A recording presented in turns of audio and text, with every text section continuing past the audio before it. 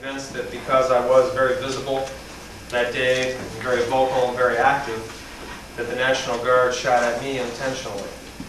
I think they also shot at perhaps half of the victims on purpose. I think the other half were just random victims of the 67 bullets that were raining down on the parking lot.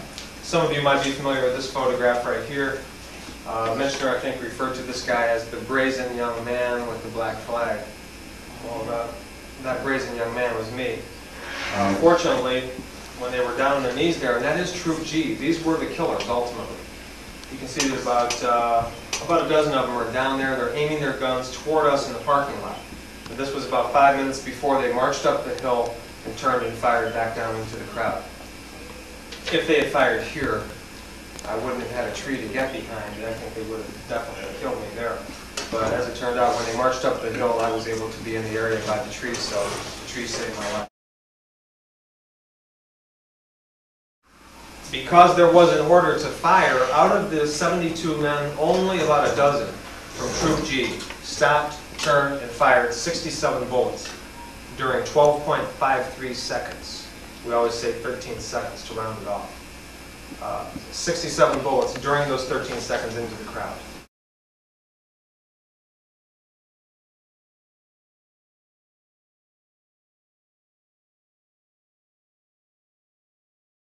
In 1975, that there was a verbal command, fire. There was an order to fire at the top of the hill at the time of the shootings. This is something that Michener does not talk about either.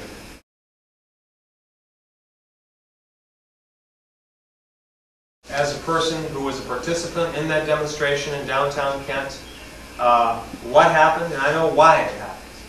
And James Michener doesn't really refer to the invasion of Cambodia too much as a highly motivating factor. But in fact, if it wasn't for the invasion of Cambodia on the night before, April 30th, you wouldn't have had a demonstration in downtown Kent at all that evening. That was the overwhelming motivation among the students that were there that night. Also, the chosen few motorcycle gang played little or no role whatsoever. They may have rode their motorcycles up and down in the streets, but it was anti-war activist students that were clapping their hands and chanting anti-war slogans even before they moved out into the street. I know who the first person was that threw the first beer glass at the first police car that came through that night, which precipitated the whole event that evening. I know who that was. And I've talked to him and I've interviewed him for my own research and for the book that I'm writing. It was not an outside agitator. It was a full-time Kent State student that did this. It was a student that was very upset and concerned about the expansion of the war from Vietnam into Cambodia. This was the primary motivating factor, and James Michener doesn't, I don't think he gives enough credit to that very provocative action by President Nixon at that time, expanding the war from Vietnam into another country.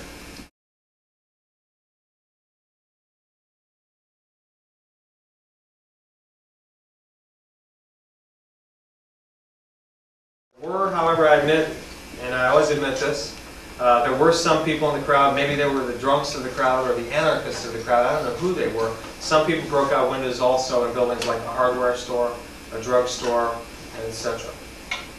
And there was a small amount of looting that went on, a minimal amount of looting. For the most part, you had anti-war slogans spray painted, you had the banks hit and these other businesses. A total of $5,000 in damage. Now, people were upset. After years of praying and hoping that the war would stop in Vietnam, when Nixon expanded the war into another country, this set off protests not just in Kent State but across the country. In fact, concerning the ROTC fire the next night, we have documentation of over 30 ROTC buildings that were attacked and burned from coast to coast in the first 2 weeks of May 1970. It wasn't just at Kent State. And it wasn't just an accident. There was a wave of desperation among the students who felt frustrated that after these years of peaceful protests and hoping and praying that the war would end in Vietnam, in fact, Nixon disregarded all that legitimate anti-war sentiment and was expanding the war into another country. No one got shot in downtown Kent that night. No one got shot the next night when the ROTC building was burned. And people were bayoneted the next evening on Sunday, May 3rd. But here on Monday, May 4th, many people try to bring up the events of downtown Kent or the ROTC fire and say, well, they burned a building. Well, they broke windows. That's why those students got shot. I mean, if somebody broke a window in downtown Kent, the way that you handle that problem in a democracy, and thank God we have a democracy here in America still, apprehend the criminal, let him have his day in court. If he's found guilty, put him in jail. That's how we deal with law-breaking in America.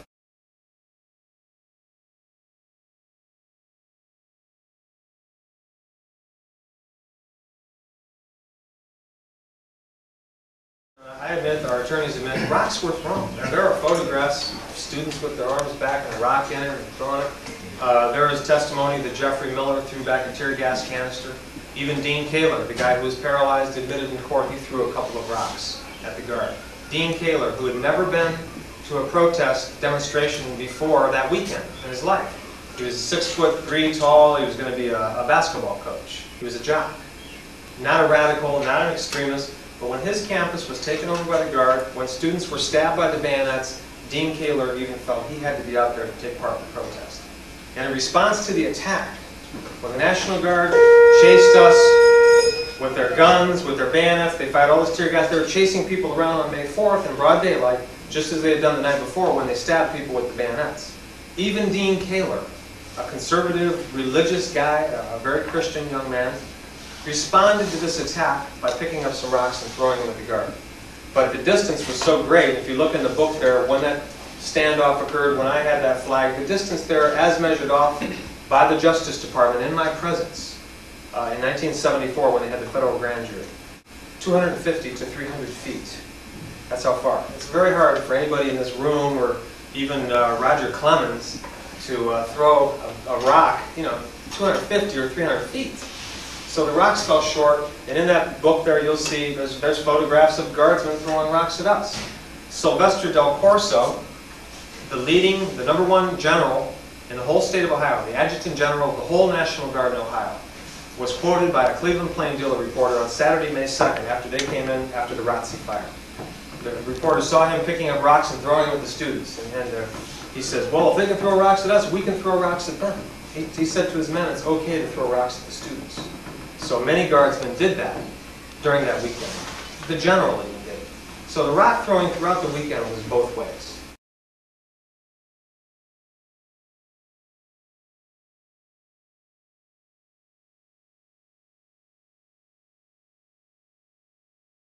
Very cool. They get to the top of the hill. Out of the 72, only Troop G on the right flank. Stop, turn, begin to fire, continue to fire for 13 seconds.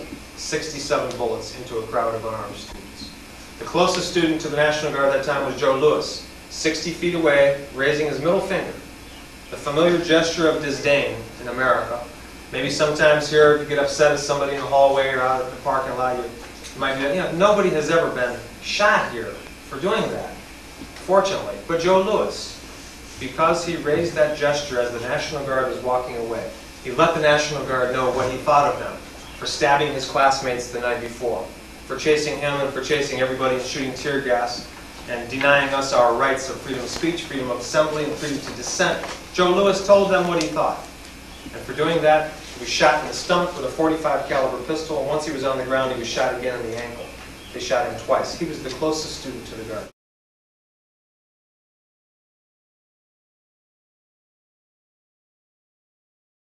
The National Guard got to the top of the hill. They were going into a very closed-in area. There were people standing on the veranda of Taylor Hall that were closer than 60 feet. For example, there was a professor there, Charles Brill, from the journalism school, which is housed inside of Taylor Hall. Charles Brill had the perfect view of the National Guard when they got to the top of the hill, when they stopped and began to fire. He said it looked like a firing squad. In that area where he was standing, where he had a perfect view and where other people heard and saw the verbal command to fire, and also Harry Jones take his baton and go like this, which is a hand signal for firing. There were many people up there that saw what happened. Joseph Lewis was trapped up in that area. When the guardsmen came to the top of the hill, quite a few of the students were pushed over into that area by Taylor Hall. If you look at the photographs, you can see that. A lot of people are standing as bystanders, even on that veranda of Taylor Hall. The film was enhanced with computers and so forth, and they determined that from the top of the hill to the bottom of the hill, in the line of fire, 18 students is all that were on the hill. 4 were shot. Joe Lewis, 90 feet away, was John Cleary, shot in the chest. Down at the bottom of the hill, 225 feet away, was myself and my roommate, Tom Grace, who was shot through the ankle. 18 students on the hill and about 140 in the parking lot. That's where they fired. They didn't shoot at the students closest to them. If they were really scared, if they thought their lives were in danger, they would have shot over there. But no, they shot in a very narrow range, and the vast majority of the bullets went into the parking lot. That's where all 4 students were killed.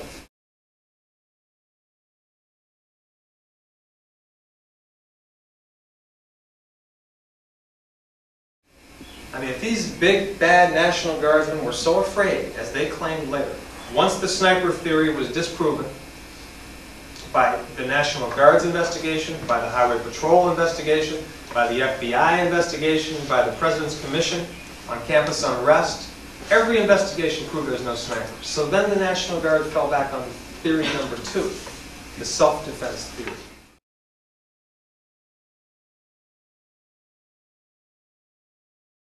I think that there was a conspiracy, first of all, at Kent State, at least among the triggermen. How else can you explain the fact that out of 72 men, only a dozen stopped, turned, and fired, and continued to fire? I mean, it'd be different if they were afraid, or if they thought that they were being shot at by a sniper. You'd think that maybe 1 or 2 of them turn around and start to shoot, or maybe 3 or 4. But for a dozen to stop, turn, and all start to fire, and then to stand there and coolly just take shots into a distant parking lot. At least one guardsman emptied his whole clip. In the clip were 8 bullets. At least one guardsman emptied all 8 bullets. It's not an automatic, so you've got to consciously pull that trigger 8 times. For that to happen, obviously there had to be an order. So among those men, there was a conspiracy. It probably included their commanding officer or officers, and on the scene there was a lieutenant colonel, there was a general, there were a couple of captains, some lieutenants, some sergeants, all right behind the triggerman. So many people think that the conspiracy included the triggermen and their officers. Some people think that Governor Rhodes was involved because he came and gave this big speech, pounding his fist on the podium the day before the shooting, saying, "These students are the worst type of people we harbor in America."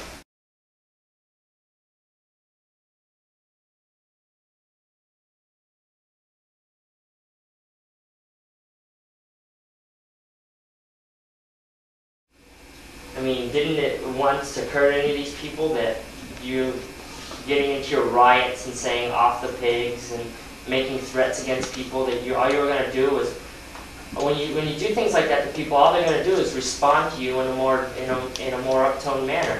If you make a threat to someone, they're going to come back and they're going to make a nastier threat to you. I mean, by making all these threats, you kind of brought it on yourself. Well, I don't see how a rational person can think that someone throwing rocks in downtown Kent Friday night could have precipitated the shootings on May 4th. Or someone trying to burn down a building, and the building burned under very mysterious circumstances. We have proof that in Alabama, 5 days after our ROTC fire at Kent State, on May 7th, 1970, an FBI agent testified in 1975 to the federal investigation. It was the Senate Intelligence Committee. And I think your Senator Leahy here in Vermont was on that committee in 1975. An FBI agent at that time testified he helped burn an ROTC building on a campus in Alabama. And many people think that that's what happened at Kent State too, because we were there. We saw students try to burn the building. Then we left the area. As we're leaving, we saw the firemen putting the fire out. We saw the fire out. We left. We went down around the front campus area, out of sight of the commons and the building. We come back, and very mysteriously, the building's on fire. Many people think that there was a government agent or an FBI agent or what's called a provocateur. Go look at the definition of provocateur in a dictionary. You'll see that it's a very common phenomenon in tumultuous times where the government or an agent of the government or of a political organization will try to discredit the opposition by doing a violent act and trying to make the opposition look bad. Back in those days, it's very well documented that the Nixon administration had provocateurs on many campuses around the country.